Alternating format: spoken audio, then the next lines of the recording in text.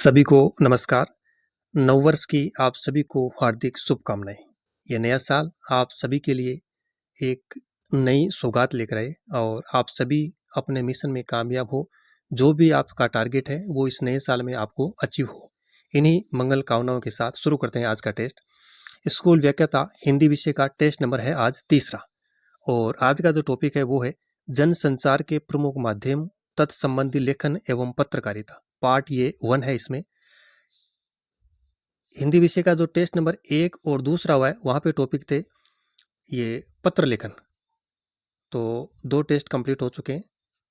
आज का test number तीसरा है और आज के इस टेस्ट में हमने 50 प्रश्न लिए इस टॉपिक से संबंधित। चलिए शुरू करते हैं। प्रश्न संख्या पहला हमारे सामने, ढेर सारे गेट कीपर यानी द्वारपाल होते हैं किसमें? समूह संचार में, अंतर्व्यक्तिक संचार में, सांकेतिक संचार में या जनसंचार में। ढेर सारे द्वारपाल या गेट कीपर होते हैं किसमें होते हैं? चारों विकल्पों को अच्छे से पढ़िएगा और सही उत्तर का चयन करें।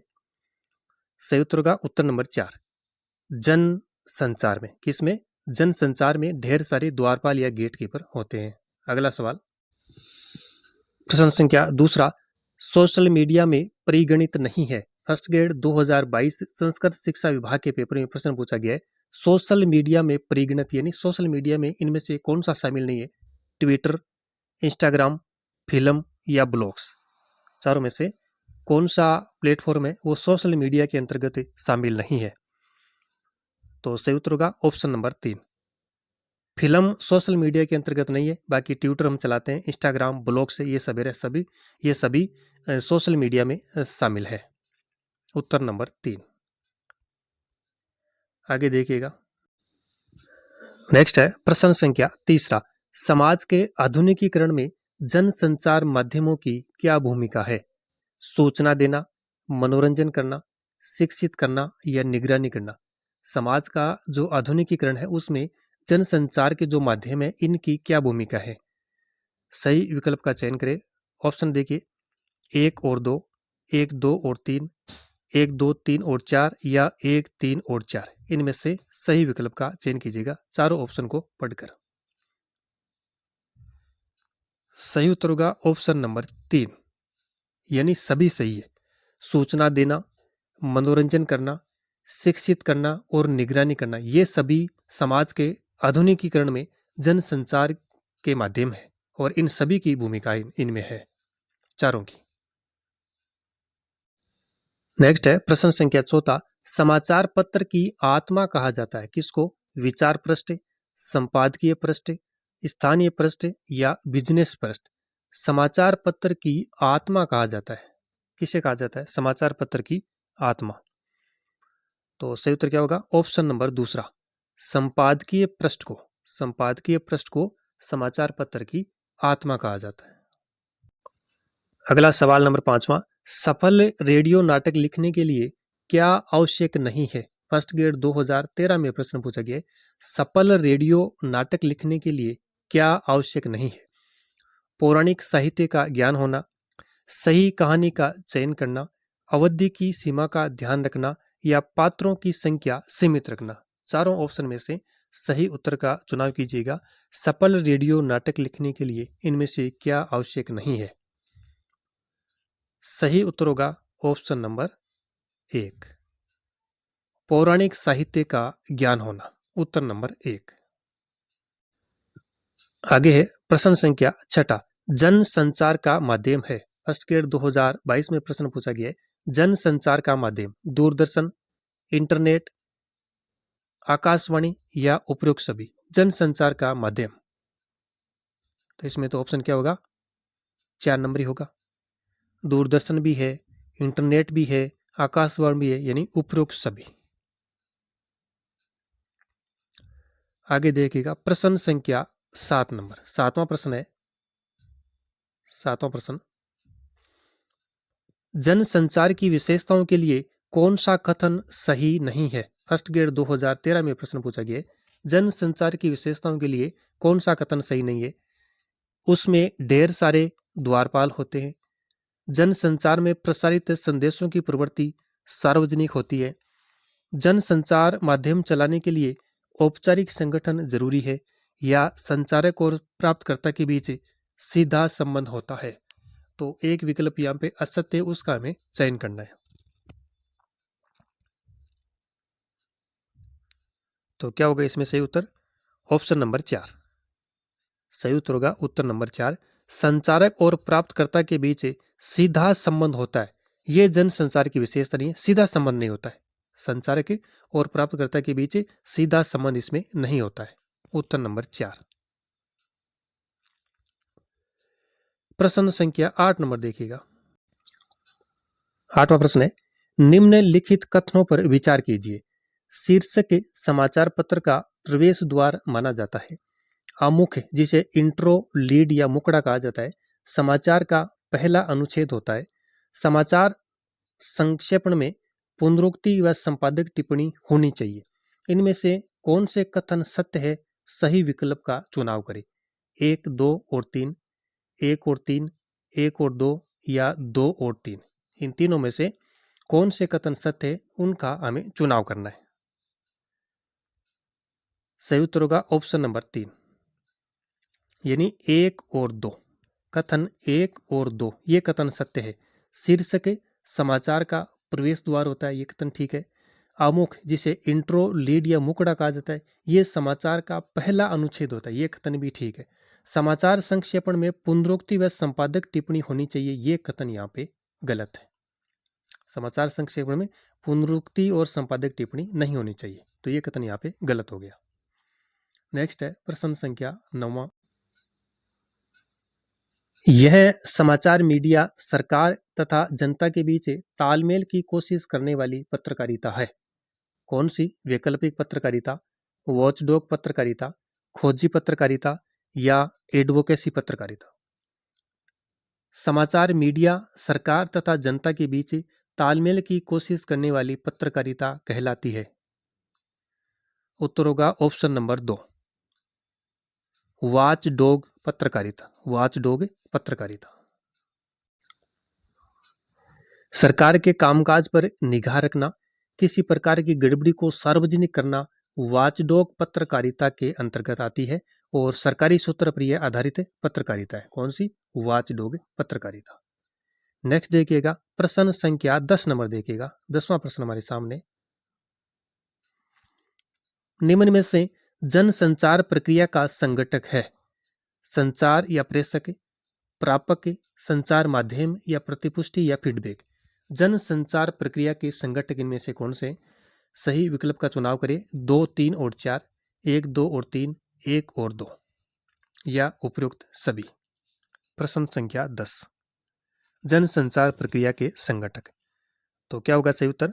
ऑप्शन नंबर 4, उपयुक्त सभी, यानी संचार या प्रेषक भी है, प्रापक भी है, संचार माध्यम तो है ही, प्रतिपुष्टि और फीडबैक है, चारों सही है इनमें से। उत्तर नंबर 4।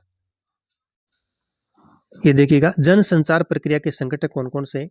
संचार या प्रेषक, संदेश, प्रापक, संचार माध्यम, प्रतिपुष्टि या फीडबैक और शोर, ये सभी जन संचार प्रक्रिया के घटक है। आगे देखिए सवाल नंबर 11, असंगत कथन कौन सा है? फर्स्ट ग्रेड 2015 में प्रश्न पूछा गया है। असंगत कथन कौन सा है? ऑप्शन फर्स्ट है, ड्राई एंकर में एंकर खबर के बारे में दर्शकों को सीधे सीधे बताता है कि कब, कहां, क्या और कैसे हुआ। फोन इन में रिपोर्टर से फोन पर बात करके सूचनाएं दर्शकों तक पहुंचाई जाती है। टीवी की खबर बाइट्स के आसपास नहीं बुनी जाती। और नेट साउंड वे आवाजें हैं जो स्वतः चली आती है। तो इनमें से असंगत कथन कौन सा है? चारों में से, उसका हमें चुनाव करना है। उत्तर होगा ऑप्शन नंबर 3, टीवी की खबर बाइट्स के आसपास नहीं बुनी जाती, ये कथन यहाँ पे असंगत है, यानी असत्य है। Option number 3। प्रश्न संख्या 12 नंबर, रेडियो समाचार लेखन के संदर्भ में सही नहीं है। रेडियो समाचार लेखन के संबंध में कौन सा कथन इनमें से सही नहीं है? रेडियो समाचार कभी भी संख्या से प्रारंभ नहीं होते हैं। रेडियो समाचार में डेडलाइन और संदर्भ समाचार में ही गुथे रहते हैं। रेडियो समाचार लेखन में उल्टा पिरामिड शैली का प्रयोग नहीं होता है। और चौथा ऑप्शन है, रेडियो समाचार में तिथियों को बोलचाल की तरह लिखा जाता है, बोलचाल की तरह लिखा जाता है। अब देखिएगा, रेडियो समाचार में तिथियों को बोलचाल की तरह लिखा जाता है। चारों में से रेडियो समाचार लेखन के संदर्भ में जो असत्य है, जो कथन असत्य है, उसका हमें चुनाव करना है। चारों को पढ़िएगा अच्छे से।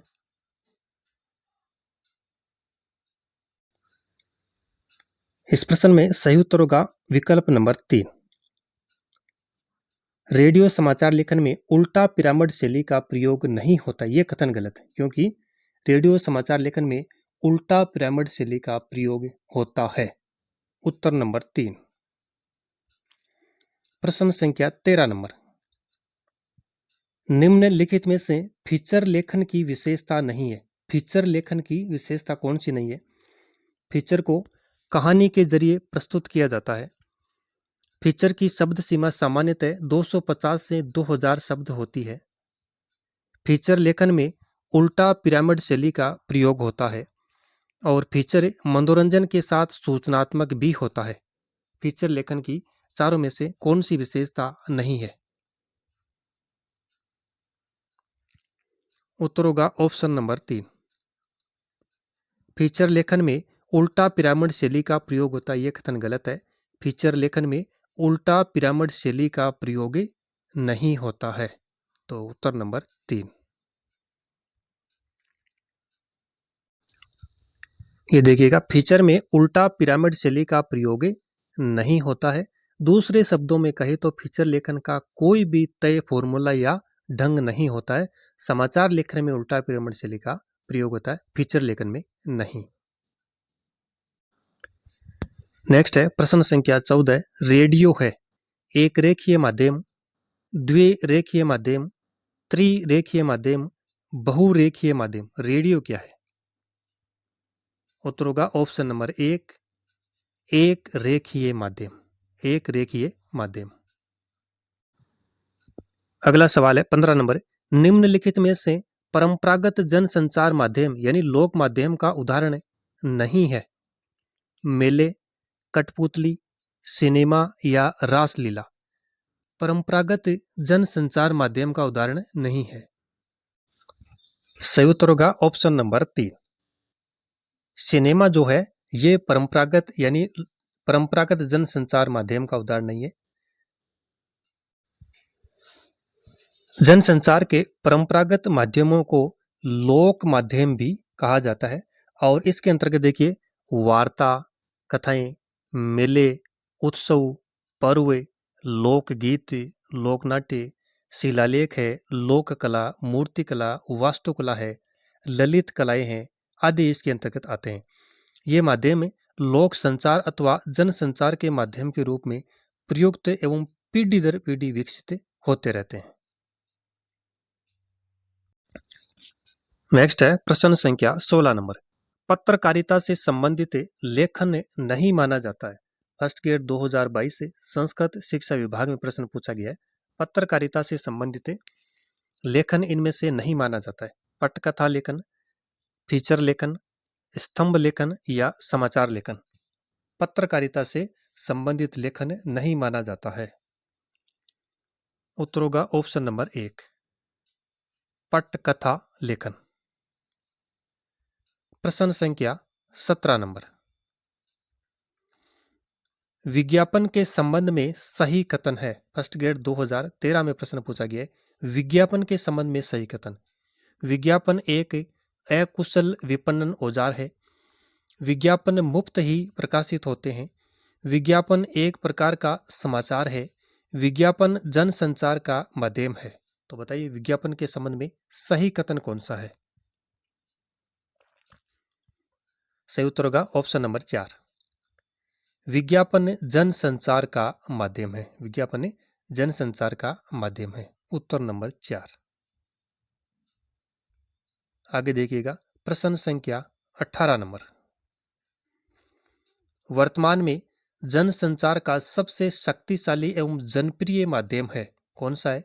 रेडियो, सिनेमा फैक्स या टेलीविजन। तीन ही ऑप्शन यहाँ पे जनसंचार का सबसे शक्तिशाली और जनप्रिय माध्यम वर्तमान में? तो क्या होगा? उत्तर नंबर 3, टेलीविजन। टेलीविजन वर्तमान में जनसंचार का सबसे शक्तिशाली माध्यम है और जनप्रिय माध्यम है। प्रश्न संख्या 19 नंबर, पत्रकारिता का मूल तत्व है प्रदर्शन, जिज्ञासा, धैर्य या मनोबल? पत्रकारिता का मूल तत्व क्या है? उत्तर होगा ऑप्शन नंबर 2, जिज्ञासा। क्या है? जिज्ञासा। नेक्स्ट है प्रश्न संख्या 20 नंबर, निम्नलिखित में से असंगत विकल्प का चयन कीजिए। ऑप्शन फर्स्ट है, रेडियो और टेलीविजन की समाचार भाषा शैली में उपयुक्त क्रमांक और अधो हस्ताक्षरित आदि शब्दों के प्रयोग नहीं किए जाते हैं। रेडियो और टेलीविजन के समाचार लेखन में वाक्य छोटे, सीधे, स्पष्ट होने चाहिए।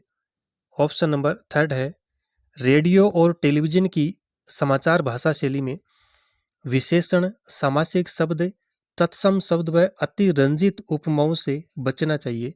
ऑप्शन चौथा है, रेडियो और टेलीविजन के समाचारों में मुहावरों में लोकोक्तियों का प्रयोग नहीं करना चाहिए।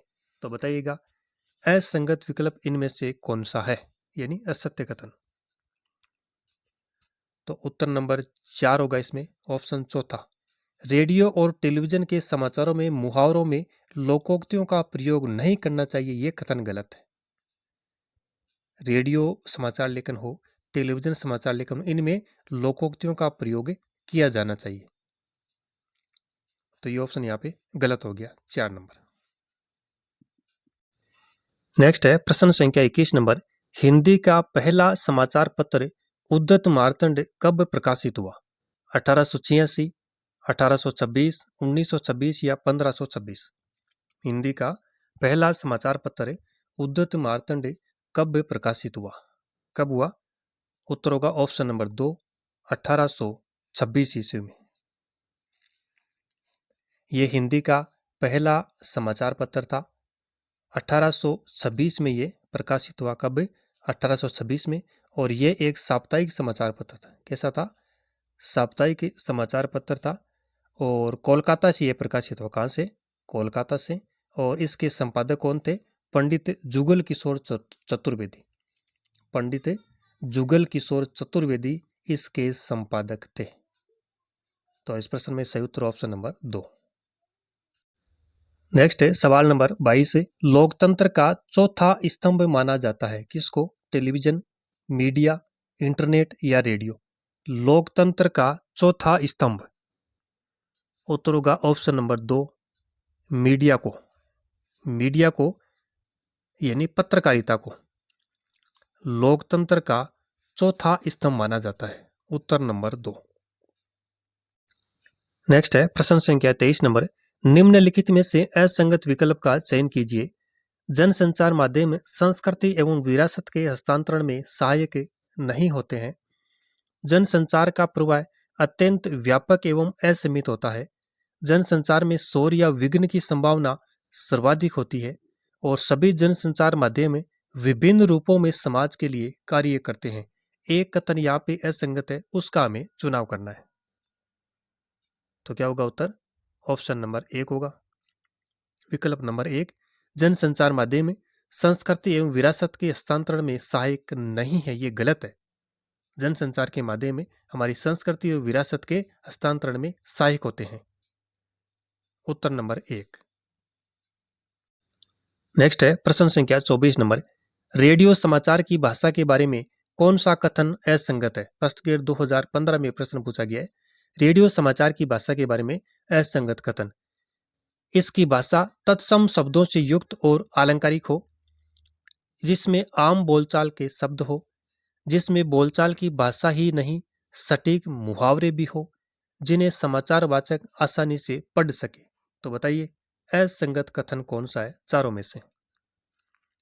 उत्तर नंबर 1, जिसकी भाषा तत्सम शब्दों से युक्त और अलंकारिक हो, यह कथन बिल्कुल यहाँ पे गलत है। रेडियो समाचार लेखन की भाषा तत्सम शब्दों यानी क्लिष्ट नहीं होनी चाहिए, अलंकारिक भी नहीं होनी चाहिए। आम बोलचाल की भाषा होनी चाहिए जिसमें सटीक मुहावरों का भी प्रयोग हो और जिसे जो वाचक है श्रोता आसानी से पढ़ सके। उत्तर नंबर 1। प्रश्न संख्या 25 नंबर हमारे सामने। 25वां प्रश्न, इनमें से जनसंचार का दृश्य सर्वे माध्यम क्या है? फर्स्ट ग्रेड 2013 में प्रश्न पूछा गया। जनसंचार का दृश्य सर्वे माध्यम पत्रिकाएं, दूरदर्शन, समाचार पत्र या रेडियो? बताइएगा। 25 नंबर प्रश्न, सर्वे और दृश्य, तो क्या उत्तर होगा? Option number 2, Doordarshan. नेक्स्ट है प्रश्न संख्या 26 नंबर, सूचना, आंकड़ों एवं तथ्यों पर आधारित समाचार लेखन के कितने प्रकार है? सूचना, आंकड़ों और तथ्यों पर आधारित समाचार लेखन के कितने प्रकार है? 6, 3, 4 या 2? तो क्या उत्तर होगा? उत्तर नंबर 3, 4 ककार। कितने ककार? 4 ककार। किसके आधार पर है? सूचना, आंकड़ों व तथ्यों पर आधारित। ये देखिए, सूचना, आंकड़ों एवं तथ्यों पर आधारित समाचार लेखन के 4 ककार होते हैं। कितने? 4 ककार। क्या, कौन, कब और कहां? क्या, कौन, कब व कहां? विवरण, व्याख्या, विश्लेषण पर आधारित समाचार लेखन के 2 प्रकार है। कैसे व क्यों? विवरण, व्याख्या और विश्लेषण के आधार पर तो समाचार लेखन के कितने प्रकार है? 2 प्रकार। कैसे व क्यों? और सूचना, आंकड़ों, तथ्यों के आधार पर 4 प्रकार के प्रकार होते हैं। आगे सवाल नंबर 27, रेडियो समाचार लेखन की आधारभूत बातों में क्या नहीं है? फर्स्ट ग्रेड 2015 में प्रश्न पूछा गया है। रेडियो समाचार लेखन की आधारभूत बातों में क्या नहीं है? समाचार में आज, आज सुबह आदि का प्रयोग, डेडलाइन का समाचार में ही गुंथा होना, साफ सुथरी टाइप्ड कॉपी, समय के फ्रेम का बंधन नहीं। एक कथन असत्य है, उसका हमें चुनाव करना है। तो उत्तर होगा ऑप्शन नंबर 4, समय के फ्रेम का बंधन। यह कथन उचित नहीं है।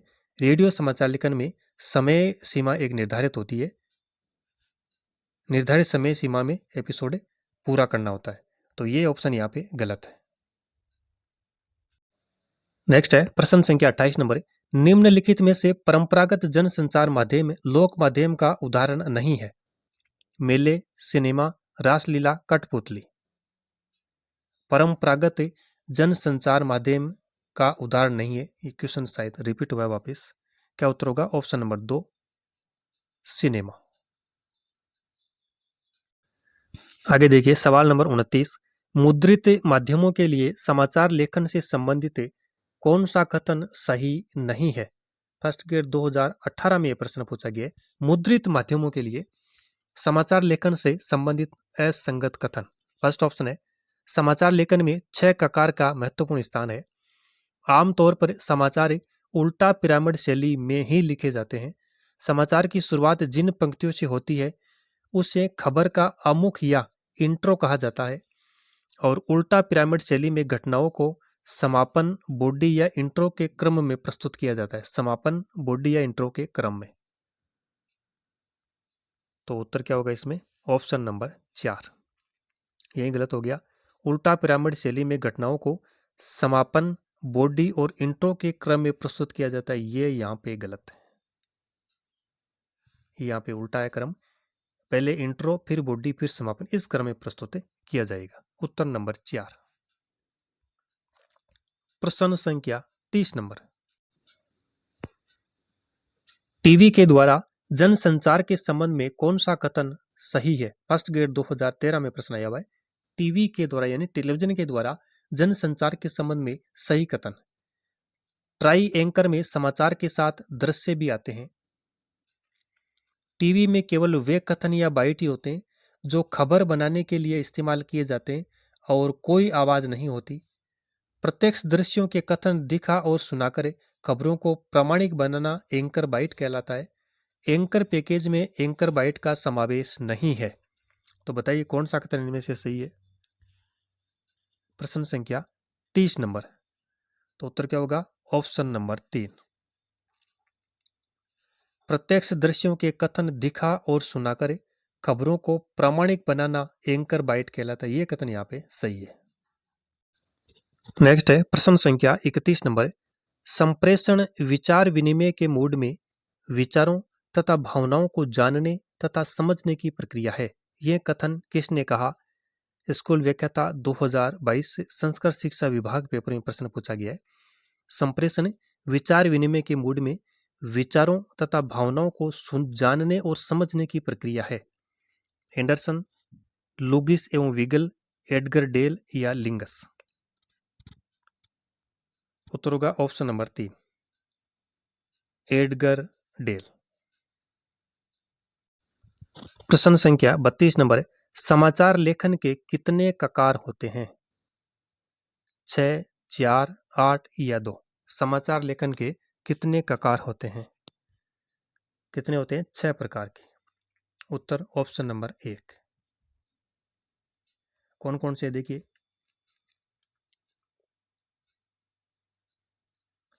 समाचार लेखन के 6 ककार होते हैं। सूचना, आंकड़ों, तथ्यों पर आधारित 4 ककार है। क्या, कौन, कब और कहां। विवरण, व्याख्या एवं विश्लेषण के आधार पर 2 ककार है। कैसे और क्यों। तो कुल मिलाकर हो गए 6। प्रश्न संख्या 33 नंबर देखिएगा। 33वां प्रश्न है, समाचार पत्र सर्वाधिक पसंद किया जाने वाला जनसंचार माध्यम क्यों माना जाता है? इसे संरक्षित किया जा सकता है, यह स्थायी होता है, इसे सुविधा अनुसार पढ़ा जा सकता है या उपयुक्त सभी। समाचार पत्र सर्वाधिक पसंद किया जाने वाला जनसंचार माध्यम क्यों माना जाता है?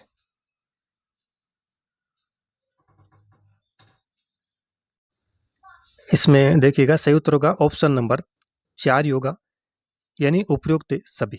इसे संरक्षित किया जा सकता है, यह स्थायी होता है, इसे सुविधा अनुसार पढ़ा जा सकता है। उत्तर नंबर 4 होगा, उपयुक्त सभी। प्रश्न संख्या 34 नंबर है, समाचार लेखन के संदर्भ में असंगत विकल्प कौन सा है? तथ्यों को योजनाबद्ध करना समाचार लेखन की प्रक्रिया का दूसरा चरण है। शीर्षक के बाद सूत्र का उल्लेख होता है। शीर्षक के बाद सूत्र का उल्लेख। समाचार लेखन में तो सर्वप्रथम तथ्यों का संकलन किया जाता है और समाचार लेखन का जो शीर्षक है भूतकाल में लिखना चाहिए। तो एक विकल्प यहाँ पे असंगत है, उसका हमें चुनाव करना है। तो उत्तर क्या होगा? Option number 4। समाचार लेखन का जो शीर्षक है भूतकाल में लिखना चाहिए, ये यहाँ पे गलत है। समाचार लेखन का शीर्षक भूतकाल में लिखना चाहिए, ये यहाँ पे गलत है। उत्तर नंबर 4। समाचार लेखन में तो वर्तमान की जो घटनाएं हैं उनको दर्शाया जाता है, न कि भूतकाल में। नेक्स्ट है प्रश्न संख्या 35 नंबर। रेडियो समाचार लेखन के बारे में असंगत विकल्प का चयन कीजिए। रेडियो समाचार में क्लाइमैक्स से खबर के अंत में होता है। रेडियो समाचार कभी भी संख्या से प्रारंभ नहीं होते हैं। रेडियो समाचार लेखन में उल्टा पिरामिड शैली का प्रयोग होता है और रेडियो समाचार मूलतः एक रेखीय लीनियर माध्यम है। एक कथन असंगत है, उसका चुनाव कीजिए। उत्तर होगा ऑप्शन नंबर 1। रेडियो समाचार में क्लाइमैक्स से खबर के अंत में होते हैं, ये कथन यहाँ पे गलत है। उत्तर नंबर 1। जो क्लाइमैक्स होता है रेडियो समाचार में, ये खबर के शुरुआत में होता है। कहां पे होता है? शुरुआत में, न कि अंत में। नेक्स्ट है प्रश्न संख्या 36 नंबर। जनसंचार के प्रचलित माध्यमों में सबसे पुराना माध्यम कौन सा है? प्रिंट माध्यम, इलेक्ट्रॉनिक मीडिया, इंटरनेट या इनमें से कोई नहीं। जनसंचार के प्रचलित माध्यमों में सबसे पुराना माध्यम। उत्तर होगा ऑप्शन नंबर 1, प्रिंट माध्यम। नेक्स्ट है प्रश्न संख्या 37 नंबर। निम्नलिखित में सामान्यतः जनसंचार माध्यमों का कार्य नहीं है। मनोरंजन, संस्कृति एवं विरासत के हस्तांतरण में बाधक, शिक्षा की प्राप्ति एवं प्रसार में सहायक, सूचना एवं समाचारों का एकत्रीकरण। उत्तर होगा ऑप्शन नंबर 2, संस्कृति एवं विरासत के हस्तांतरण में बाधक नहीं होते समाचार जनसंचार के माध्यम। उत्तर नंबर 2। प्रश्न संख्या 38 नंबर हमारे सामने। 38वां प्रश्न, वेब रेडियो उदाहरण है। फर्स्ट ग्रेड 2022 संस्कृत शिक्षा विभाग में प्रश्न आया हुआ है। वेब रेडियो उदाहरण है सर्वे माध्यम का, प्रक्षेपित माध्यम का, दृश्य माध्यम का या सर्वे दृश्य माध्यम का। वेब रेडियो उत्तर होगा ऑप्शन नंबर 1 सर्वे माध्यम का। नेक्स्ट है प्रश्न संख्या 39, इनमें से कौन सा कथन सही नहीं है। फर्स्ट ग्रेड 2018 में प्रश्न पूछा गया है। समाचार लेखन की सबसे उपयोगी व लोकप्रिय शैली उल्टा पिरामिड शैली है। प्रथम 4 ककार के उत्तर समाचार के निचले भाग में दिए जाते हैं। समाचार के 6 ककार होते हैं और समाचार की शुरुआत जिन पंक्तियों से होती है उसे समाचार का इंट्रो कहा जाता है। तो इनमें से कौन सा कथन सही नहीं है उसका हमें चुनाव करना है।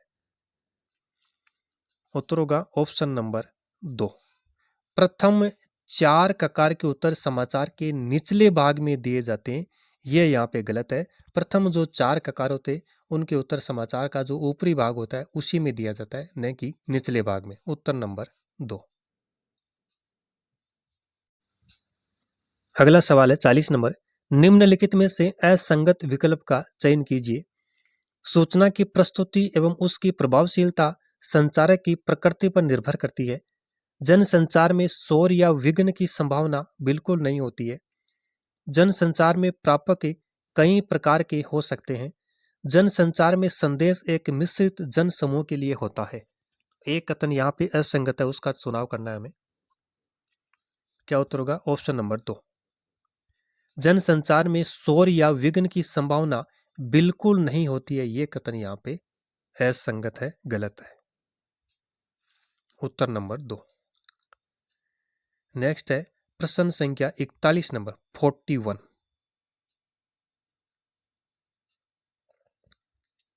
41वां सवाल है, जनसंचार माध्यमों में निम्नलिखित में से कौन सा लोक माध्यम सम्मिलित नहीं है। फर्स्ट ग्रेड 2022 में प्रश्न आया हुआ है। कठपुतली, चलचित्र, कावड़ या गौरी। कौन सा लोक माध्यम नहीं है जनसंचार के माध्यमों में। उत्तर होगा ऑप्शन नंबर 2 चलचित्र या सिनेमा। उत्तर ऑप्शन नंबर 2। अगला सवाल है 42 नंबर, प्रिंट माध्यम के बारे में असंगत विकल्प है। प्रिंट माध्यम के बारे में, प्रिंट माध्यम में निरक्षरों के लिए काला अक्षर भैंस बराबर होता है।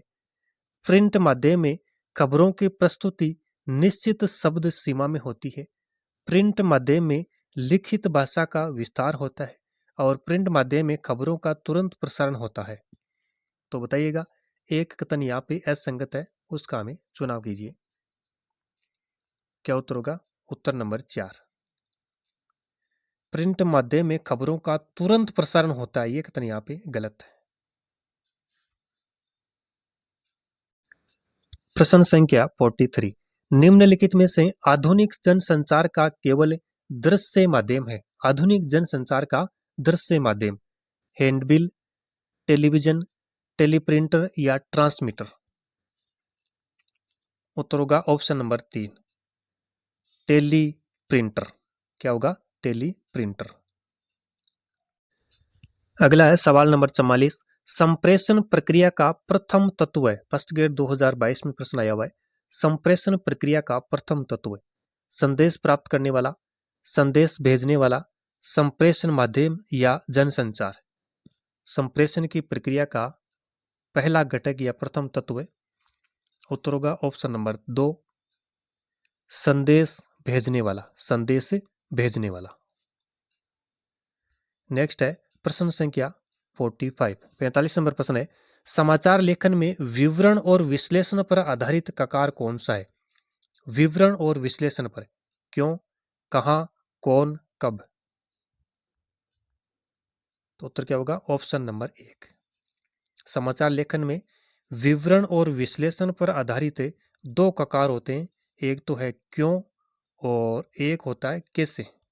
क्यों और कैसे ये विवरण एवं विश्लेषण पर आधारित होते हैं। उत्तर नंबर 1। नेक्स्ट है सवाल नंबर 46। संचार अनुभवों की साझेदारी है, किसका कथन है? विल्बर स्ट्रैम, भारतेंदु, थॉमस अल्वा या महात्मा गांधी? संचार अनुभवों की साझेदारी है, किसका कथन है? प्रश्न संख्या 46 नंबर। उत्तर होगा ऑप्शन नंबर 1, विल्बर स्ट्रैम। अगला सवाल है 47 नंबर क्वेश्चन है, निम्नलिखित में से सही कथन है? रेडियो समाचार लेखन में उल्टा पिरामिड शैली का प्रयोग होता है। समाचार लेखन में उल्टा पिरामिड शैली का प्रयोग होता है। फीचर लेखन में उल्टा पिरामिड शैली का प्रयोग नहीं होता है, या उपरोक्त सभी। सही कथन का हमें चुनाव करना है। तो उत्तर होगा ऑप्शन नंबर 4 होगा। रेडियो समाचार लेखन में भी उल्टा पिरामिड शैली का प्रयोग होता है। समाचार लेखन में उल्टा पिरामिड शैली का प्रयोग होता है। फीचर लेखन में उल्टा पिरामिड शैली का प्रयोग नहीं होता है। तो तीनों विकल्प यहाँ पे सत्य है। अगला है प्रश्न संख्या 48। 48 नंबर प्रश्न है, एनकोडिंग का अभिप्राय क्या है? संदेश का प्रसारण, संदेश को समझना, संदेश का प्राप्त होना या संदेश की भाषा? एनकोडिंग का अभिप्राय। उत्तर होगा ऑप्शन नंबर 4, संदेश की भाषा। ये भाषा एनकोडिंग का अभिप्राय संदेश की भाषा। एक होता है डिकोडिंग, डिकोडिंग इसका अभिप्राय होता है संदेश में निहित अर्थ, संदेश का क्या अर्थ है उसका अभिप्राय डिकोडिंग। तो एनकोडिंग का मतलब संदेश की भाषा, डिकोडिंग का मतलब होता है संदेश के अंदर निहित अर्थ को समझना। नेक्स्ट है प्रश्न संख्या 49। निम्नलिखित में से कौन सी जनसंचार की विशेषता नहीं है? जनसंचार को मास कम्युनिकेशन भी कहा जाता है। फीडबैक जनसंचार प्रक्रिया को प्रभावी बनाता है। जनसंचार किसी व्यक्ति विशेष के लिए कार्य करता है। जनसंचार की प्रक्रिया सुस्पष्ट होती है, इसका ढांचा भी स्पष्ट होता है। तो बताइएगा कौन सी एक विशेषता जनसंचार की नहीं है? तो क्या उत्तर होगा? ऑप्शन नंबर 3, जनसंचार किसी व्यक्ति विशेष के लिए कार्य करता है। ये कथन यहाँ पे गलत है। व्यक्ति विशेष के लिए कार्य नहीं करता है, आम जनता के लिए ये होता है। उत्तर नंबर 3।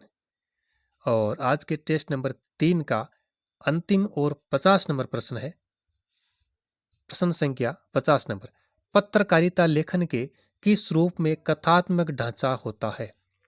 पत्रकारिता लेखन के किस रूप में कथात्मक ढांचा होता है? संपादकीय, समाचार, फीचर या टिप्पणी? चयन करें सही उत्तर का। तो सही उत्तर क्या आ रहा है? Option number 3, feature. पत्रकारिता लेखन के किस रूप में कथात्मक ढांचा होता है? उत्तर नंबर 3, फीचर। ये कुल 50 प्रश्न थे। आज का टेस्ट नंबर 3 था। स्कूल व्याख्याता हिंदी विषय टेस्ट सीरीज के अंतर्गत तीसरा टेस्ट संपन्न हुआ 50 प्रश्नों के साथ। अगला जो टेस्ट नंबर 4 होगा उसमें भी टॉपिक यही रहेगा, जनसंचार के प्रमुख माध्यम एवं तत्संबंधी लेखन। तो आज का सेशन यही समाप्त होता है। धन्यवाद।